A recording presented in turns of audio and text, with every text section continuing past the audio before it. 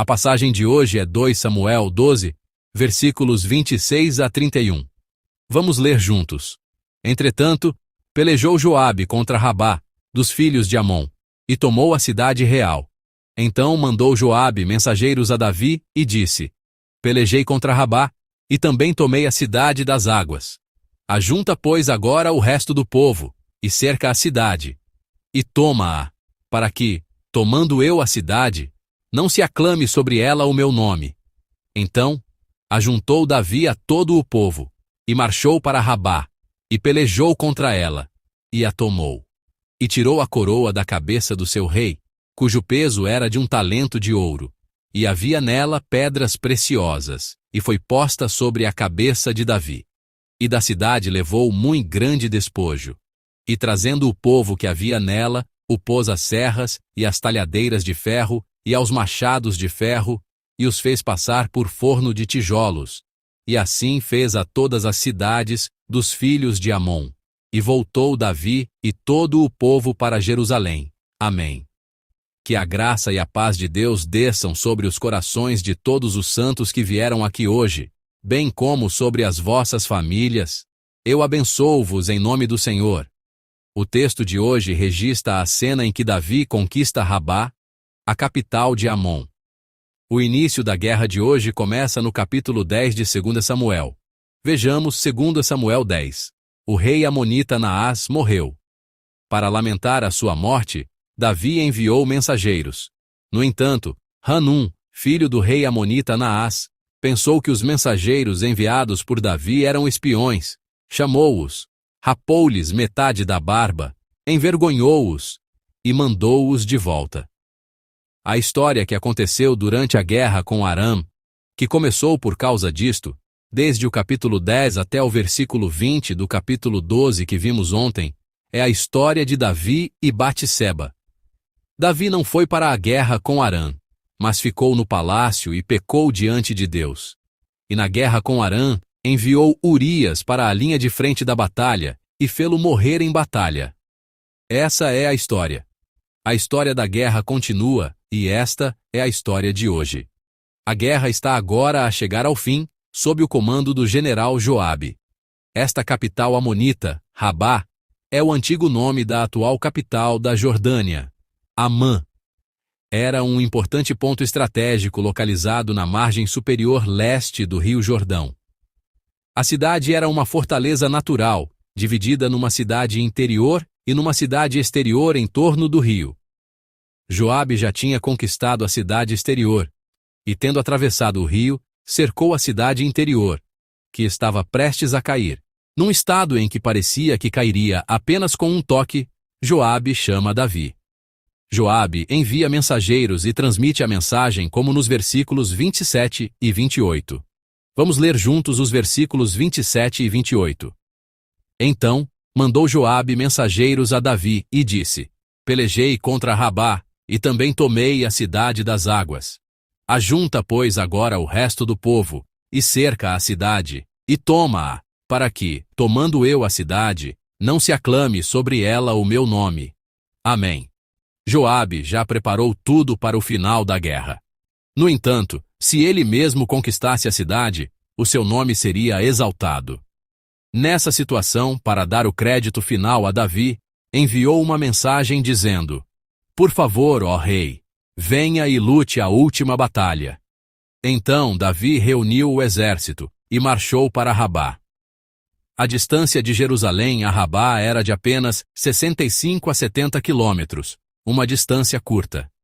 Por isso, Davi terminou a guerra rapidamente, conquistando a cidade.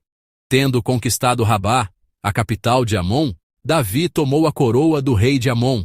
O peso dessa coroa era de 1 talento de ouro. Disse que pesa cerca de 34 quilos. A sua coroa estava decorada com várias pedras preciosas, e se o rei a usasse com aquele peso, o seu pescoço poderia partir-se. Por isso a maioria dos estudiosos interpreta que era uma estátua do deus amonita, Milcom, e que era a coroa colocada na cabeça dessa estátua. Olhando para o meio do versículo 30 de hoje, está escrito que Davi colocou a coroa na sua própria cabeça. A partir desta frase de hoje, podemos ver a mudança de Davi. Até então, sempre que ganhava inúmeras guerras, Davi dava a alegria da vitória a Deus. Oferecia os despojos como sacrifício a Deus, dizendo que a razão de todas as vitórias estava em Deus, dando-lhe o crédito. Mas agora é diferente. Ele tomou a glória que pertencia a Deus para si mesmo. Esta não é apenas uma simples mudança de comportamento, mas a direção da glória mudou de centrada em Deus para centrada em si mesmo. Amados santos, esta cena dá-nos um aviso espiritual muito importante. As pessoas mudam facilmente, especialmente quando as coisas correm bem, quando têm sucesso, quando são reconhecidas.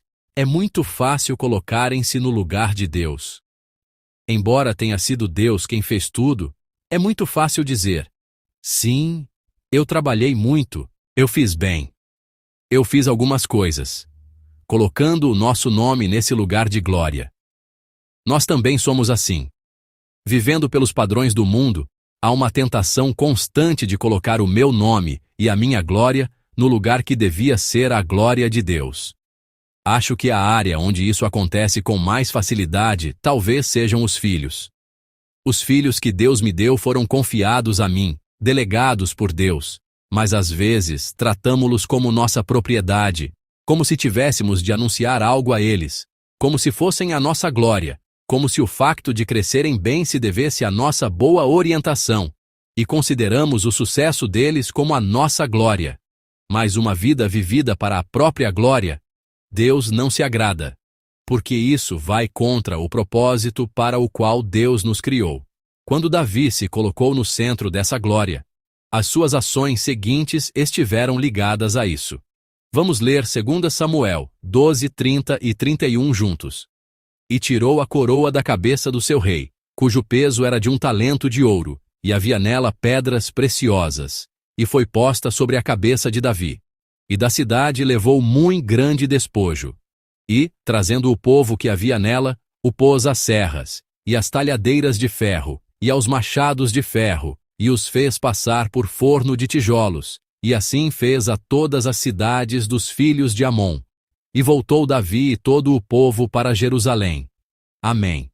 Davi, depois de vencer, arrasta todos os habitantes daquele lugar e fala-os escravos. O Davi do passado era diferente. Lembra-se dos dias em que era perseguido por Saul? Houve várias ocasiões em que Davi poderia ter matado Saul. Apesar disso, a razão pela qual não matou Saul foi porque tinha esta humildade. Como posso eu matar o rei ungido por Deus, o homem reconhecido por Deus? Davi era um homem que sabia entregar até os seus inimigos nas mãos de Deus. Podia ter levantado a espada, podia ter se vingado, mas era um homem que entregava até essa espada e a vingança a Deus. Esse homem, quando colocou a si mesmo no lugar de glória, em vez da glória de Deus, depois de conquistar Amon, arrasta-os e fá-los trabalhar em trabalhos forçados. Esta atitude é a mesma atitude do mundo, a atitude de um vencedor que simplesmente exige da nação derrotada: eu sou o vencedor, vocês são a nação derrotada, por isso é natural. Essa forma de pensar do mundo entrou nele, e agora Davi está a governar com a lógica do mundo e com as leis do mundo. Amados santos, o que vemos aqui não é a mudança de Davi, mas a sua queda. Aquele rei que era sensível à vontade de Deus, aquele rei humilde, Davi, que sabia entregar os seus inimigos a Deus, agora não tem diferença dos reis do mundo. Portanto, a questão não é vencer a guerra, mas sim o nosso coração depois da vitória. Aquele rei que deveria revelar a glória de Deus estava a revelar a sua própria glória e o esplendor do seu país. A palavra de hoje diz-nos que, quando temos sucesso, devemos ter mais cuidado do que quando fracassamos. No sofrimento, nós procuramos a Deus, mas na prosperidade, pensamos que podemos viver sem Deus e vivemos assim. Davi ganhou a guerra, mas a sua alma afastou-se de Deus. Ganhou a coroa, mas a sua vida tornou-se numa vida que não conseguia entregar a coroa a Deus. Portanto, devemos lembrar-nos claramente. Também na nossa vida haverá inúmeras coroas. A coroa da riqueza, a coroa da saúde, a coroa dos relacionamentos, a coroa da fé e a coroa dos filhos. Em nome do Senhor, abençoo-vos para que as vossas vidas não sejam colocar essas coroas na vossa própria cabeça, mas entregá-las nas mãos de Deus. Amados santos, quanto mais prósperos formos, mais perto de Deus devemos estar. A prosperidade no mundo não prova a sua proximidade a Deus. A Bíblia diz-nos hoje que, por vezes, mesmo quando experimentamos sofrimento no mundo, mesmo quando estamos em aflição, podemos ficar mais íntimos de Deus. Por isso, a palavra da Bíblia de hoje pergunta-nos: como é o rei com que estás a viver agora? Estás a viver como um canal de Deus, ou a viver de acordo com os caminhos do mundo?